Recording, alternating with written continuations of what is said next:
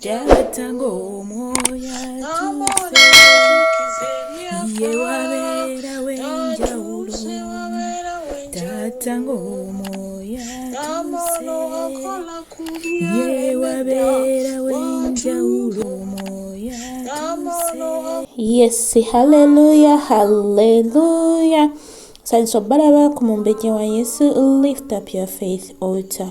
Amanya n'eddoboozi yenza omumbejja wa Yesu NKSM. Neebaza Mukama tyananze nno jogereko eri abatukuvu be. Mwasuze mutya era mwasiibye mutya? Kansubire nti nno ffenna tuli bulungi. Weewaawo mbaaniriza nate mu Bible reading yaffe mpya eyakatwegattako nsaba n'obuwombeefu laba obubaka bw'osanzeeko likinga, commentinga, oluvannyuma subscribinga. Mukama agenda kunkolera obulungi. Kona ku notification bell ofuuka omutuuze owa buli lunaku mu linnya lya Yesu Kristo omwana wa Katonda omulamu. Yes, omulwadde nsaba Mukama okuyita mu kigambo kino akuwonye. Asobeddwa ayeebuuza ebibuuzo byonna okuyita mu kigambo kino nsaba Mukama akuwonye. Nga tugenda mu Bible reading yaffe katukowola omwoyo wa Mukama. Ameya Mukama dadi tukowola omulungi wange jjawo okutegeera kwaffe ojja omaamire. Muffe temuli magezi era temuli kutegeera. Otusaasire waddayi tutambudde bubi kubanga wagamba ekigambo kyo tekituula wali kibi. Weewaawo dadi wange tunaaze n'omusaayi gwo otutukuze tusobole okusoma Bayibuli yo ate tugitegeere tubikkulire obuziba bwo Mukama Tata. Tetusobola gisoma ne tugitegeera wootali omwoyo wa Mukama.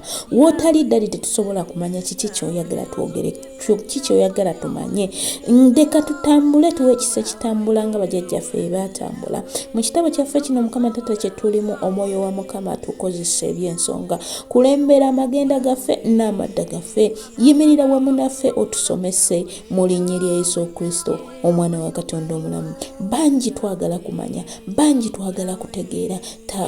Kufuga, kulembera, luwana entalo mu bisitaani ze yanditweteddewo Mukama Tata kabaka wabakabaka okutulemesa okutegeera ekigambo kyo mu linnya lya Yesu Kristo omwana wa Katonda omulamu. Era buli kyonna kye tugenda okuyiga tukyongaso endagaano musaayi gwa Yesu eka kitulemu inamaani waffe tukutegeere tukubikkulirwenga enkya n'eggulo mu linnya lya Yesu Kristo omwana wa Katonda omulamu. Weebala omwoyo omutukuvu nti otuuse, weebala omusumba omulungi Taata era nga tukoowoola kulembera.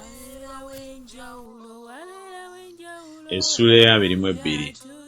Dawudi kye yava avaayo n'adduka n'atuuka ku mpuku ya Adulamu. Awo baganda be n'ennyumba ya kitaawe yonna bwe baakiwulira ne baserengeta ne bagendayo gy'ali. Awo buli muntu eyali alaba ennaku na buli muntu eyalina ebbanja na buli eyalina obuyinike ne bakuŋŋaana gy'ali n'afuuka omukulu waabwe. Awo ne waba naye abasajja nga 100.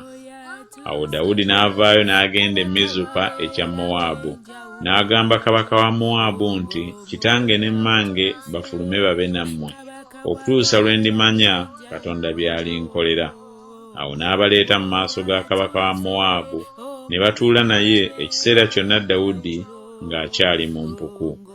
Awo nnabbi Gaadi n'agamba Dawudi nti, tobeera mu mpuku, genda otuuke mu nsi ya Yuda. Awo Dawudi n'agenda n'atuuka mu kibira Keresi.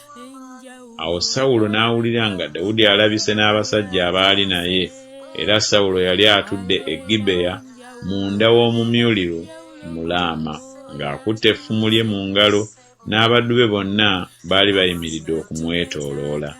Sawulo n'agamba abaddu be abaali bayimiridde okumwetooloola nti, muwulire nno mmwe Ababenyamini, mutabani wa Yese aliwa buli muntu ku mmwe ennimiro n'ensuku ez'emizabbibu, alibafuula mwenna okuba abaami b'10 era abaami b'10. Mwenna ne munneekoobaana, so tewali ambikkulira mutabani wange bw'alagaana endagaano ne mutabani wa Yese, so tewali ku mmwe ansaasidde, newaakubadde antegeeza nga mutabani wange yampeererera omuddu wange okuteeganga leero. Awo Dowegi Omwedomu eyayimirira awali abaddu ba Sawulo n'alyoka addamu n'ayogera nti, nalaba mutabani wa Yese ng'ajja e Noobu eri Akimereki mutabani wa Akitubu. N'amubuuliza eri Mukama, n'amuwa ebyokulya, n'amuwa ekitala kya Goliyaasi Omufirisuuti. Awo kabaka n'alyoka atuma okuyita Akimereki kabona mutabani wa Akitubu n'ennyumba yonna eya kitaawe. Bakabona abaali e Noobu ne bajja bonna eri kabaka. Sawulo n'ayogera nti, "Wulira nno gwe mutabani wa Akitubu." N'addamu nti, "Nze nzuuno mukama wange." Sawulo n'amugamba nti, "Mwanneekoobaanira ki gwe ne mutabani wa Yese, kubanga wamuwa emigaati n'ekitala n'omubuuliza eri Katonda angolokokereko okuteeganga leero?" Awo Akimereki n'addamu kabaka n'ayogera nti, "Era ani ku baddu bo bonna amwenkana Dawudi obwesigwa? Ye mukoddomi wa kabaka era ayingizibwa mu kuteesa kwo era ow'ekitiibwa mu nnyumba yo. Nsoose leero kumubuuliza eri Katonda. Kiddira eri kabaka aleme okussaako omuddu we ekigambo kyonna, newaakubadde ennyumba ya kitange yonna, kubanga omuddu wo taliiko kyamanyi ku bino byonna, newaakubadde ebitono newaakubadde ebingi." Kabaka n'ayogera nti, "Tooleme kufa Akimereki gwe n'ennyumba ya kitaawo yonna." Awo kabaka n'agamba abambowa abaali bayimiridde okumwetooloola nti, "Mukyuke mutte bakabona ba Mukama, kubanga n'omukono gwabwe guli ne Dawudi, era kubanga baamanya nga yadduka ne batakimbikulira." Naye abaddu ba kabaka ne bagaana okussaawo omukono gwabwe okugwa ku bakabona ba Mukama. Awo kabaka n'agamba Dowegi nti, "Kyuka ggwe obagweko bakabona." Awo Dowegi Omwedomu n'akyuka n'agwa ku bakabona, n'atta ku lunaku olwo abantu 85 abaayambalanga ekkanzu ya bafuta. Ne Noobu ekibuga ky'abakabona n'akitta n'obwogi bw'ekitala, abasajja era n'abakazi, abaana abato n'abayonka, n'ente n'endogoyi n'endiga n'obwogi bw'ekitala. Awo omwana omu owa Akimereki mutabani wa Akitubu erinnya lye Abiyasaali n'awona n'adduka okugoberera Dawudi. Abiyasaali n'abuulira Dawudi Sawulo ng'asse bakabona ba Mukama. Awo Dawudi n'agamba Abiyasaali nti, "Namanya ku lunaku olwo Dowegi Omwedomu bwe yaliiyo nga talirema kumubuulira Sawulo. Nze nassa abantu bonna ab'omu nnyumba ya kitaawo.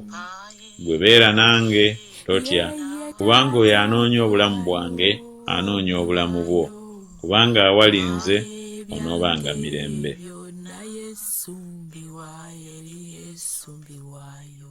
Essula ya 23.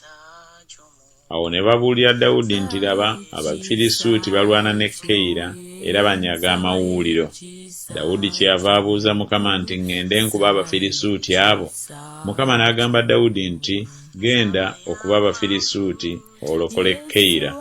Abasajja ba Dawudi ne bamugamba nti, "Laba, tutiiridde wano mu Yuda, kale tetulisinga nnyo bwe tuligenda e Keyira okulwana n'eggye ly'Abafirisuuti?" Awo Dawudi n'alyoka abuuza Mukama nate olwokubiri. Mukama n'amuddamu n'ayogera nti, "Golokoka oserengete ogende e Keyira, kubanga ndigabula Abafirisuuti mu mukono gwo." Awo Dawudi n'abasajja be ne bagenda e Keyira, ne balwana n'Abafirisuuti, ne banyaga ente zaabwe, ne babatta olutta olunene. Awo Dawudi n'alokola abaatuula e Keyira. Awo olwatuuka Abiyasaali mutabani wa Akimereki we yadduka eri Dawudi e Keyira, yaserengeta ng'alina ekkanzu mu mukono gwe. Ne babuulira Sawulo nga Dawudi atuuse e Keyira. Sawulo n'ayogera nti, "Katonda amugabudde mu mukono gwange, kubanga aggaliddwa munda mu kibuga ekirina enzigi n'ebisiba." Awo Sawulo n'ayita abantu bonna okutabaala okuserengeta okugenda e Keyira okuzingiza Dawudi n'abasajja be. Dawudi n'ategeera Sawulo ng'amwagaliza akabi, n'agamba Abiyasaali kabona nti, "Leeta wano ekkanzu." Awo Dawudi n'ayogera nti, "Ayi Mukama, Katonda wa Isirayiri, omuddu wo awuliridde ddala Sawulo ng'ayagala okujja e Keyira okuzikiriza ekibuga ku lwange. Abasajja ab'e Keyira balimpaayo mu mukono gwe? Sawulo aliserengeta ng'omuddu wo bw'awulidde? Ayi Mukama, Katonda wa Isirayiri, nkwegayiridde, buulira omuddu wo." Mukama n'ayogera nti, "Aliserengeta." Awo Dawudi n'alyoka ayogera nti, "Abasajja ab'e Keyira balimpaayo nze n'abasajja bange mu mukono gwa Sawulo?" Mukama n'ayogera nti bali kuwaayo. Awo Dawudi n'abasajja be abalinga 600 ne bagolokoka ne bagenda okuva mu Keyira, ne bagenda buli gye bayinza okugenda. Ne babuulira Sawulo Dawudi ng'awonye okuva mu Keyira, n'alekayo okutabaala. Awo Dawudi n'atuula mu ddungu mu bigo, n'abeera mu nsi ey'ensozi mu ddungu ery'Ezifu. Sawulo n'amunoonyanga buli lunaku, naye Katonda n'atamugabula mu mukono gwe. Dawudi n'alaba nga Sawulo atabadde okunoonya obulamu bwe, era Dawudi yali mu ddungu ery'Ezifu mu kibira. Awo Yonasaani mutabani wa Sawulo n'agolokoka n'agenda eri Dawudi mu kibira, n'anyweza omukono gwe mu Katonda. N'amugamba nti, "Totya, kubanga omukono gwa Sawulo kitange teguli kulaba, era gwe oliba kabaka wa Isirayiri, nange ndikuddirira obukulu, era n'ekyo Sawulo kitange akimanyi." Awo abo bombi ne balagaanira endagaano mu maaso ga Mukama. Dawudi n'abeera mu kibira, Yonasaani n'addayo mu nnyumba ye. Awo ab'Ezifu ne bambuka ne bajja eri Sawulo e Gibeya nga boogera nti, "Dawudi teyeekweka ewaffe mu bigo mu kibira ku lusozi Kakira oluli ku luuyi olw'obukiika obwa ddyo olw'eddungu. Kale nno kaakano, ayi kabaka, serengeta ng'emmeeme eyo yonna bw'eyagala okuserengeta, naffe okumuwaayo mu mukono gwa kabaka kuliba kwaffe." Sawulo n'ayogera nti, "Muweebwe Mukama omukisa, kubanga munsaasidde. Mugende mbeegayiridde, mweyongere okwetegereza, mumanye mulabe ekifo kye w'abeera n'eyamulabayo, kubanga bambuulira nti alina obugerengetanya bungi nnyo. Kale mulabe muzige ebifo byonna mwateegera mweyeekweka, mukomewo gye ndi so temulema kujja, nange ndigenda nammwe. Awo olulituuka obanga ali mu nsi, ndimunoonya ne mulaba mu nkumi zonna eza Yuda." Awo ne bagolokoka ne bagenda e Zifu okukulembera Sawulo, naye Dawudi n'abasajja be baali mu ddungu ery'e Mawoni mu Alaba ku luuyi olw'eddungu olw'obukiika obwa ddyo. Sawulo n'abasajja be ne bagenda okumunoonya, ne babuulira Dawudi, kyeyava aserengeta awali olwazi n'abeera mu ddungu ery'e Mawoni. Awo Sawulo bwe yakiwulira n'agoberera Dawudi mu ddungu ery'e Mawoni. Sawulo n'agenda ku mabbali g'olusozi eruuyi, ne Dawudi n'abasajja be ku mabbali g'olusozi eruuyi. Dawudi n'ayanguwa okuvaayo olw'okutya Sawulo, kubanga Sawulo n'abasajja be baazingiza Dawudi n'abasajja be enjuuyi zonna okubakwata. Naye ne wajja omubaka eri Sawulo ng'ayogera nti, "Yanguwako ojje, kubanga Abafirisuuti bakwekwese mu nsi." Awo Sawulo n'alekayo okugoberera Dawudi, n'addayo n'atabaala Abafirisuuti. Ekifo ekyo kyebaava bakiyita Serakamalekosi. Awo Dawudi n'avaayo n'ayambuka n'abeera mu bigo ebya Engedi. Yes, haleluya, haleluya.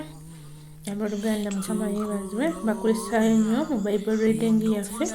Mwebale kunneegattako, mwebale kunjagala, mwebale kuyaayanira Mukama Katonda. Mwenna abanneegasseeko mbaagaliza olunaku olulungi mu linnya lya Yesu Kristo, n'abagenda otwegattako mwenna. Ekitabo kyaffe tukiwanga wansi w'endagaano y'omusaayi gwa Yesu, tukikowoolyako omuliro gwe gw'okukyetolola. Leka Mukama Katonda tutambule nga bajjajjaffe baatambulanga, so singa ffe bwe twagala, wabula nga bw'oyagala. Leka tuluŋŋamizibwe Omwoyo Omutukuvu mu linnya lya Yesu Kristo, Omwana wa Katonda omulamu. Mwoyo wa Mukama, fuga mu kigambo kyaffe, leka kitukolemu omulimu mu linnya lya Yesu Kristo, Omwana wa Katonda omulamu. Sigadde nze omumbejja wa Yesu NKSM ku lw'obuweereza. Omumbejja wa Yesu, lift up your faith altar. Omupiira akateegattako nsaba n'obuwambe likinga, commentinga, subscribinga, sharingirako gw'oyina. Omukadde wa buli lunaku sharinga, tolema sharinga, ekiba kikoze bulungi. Shalom, shalom, shalom. Ndawe ebiwonvu kantukuleko ofuge tata Tata wange nkuyita ye ofuge sebo katukuleko ofuge mu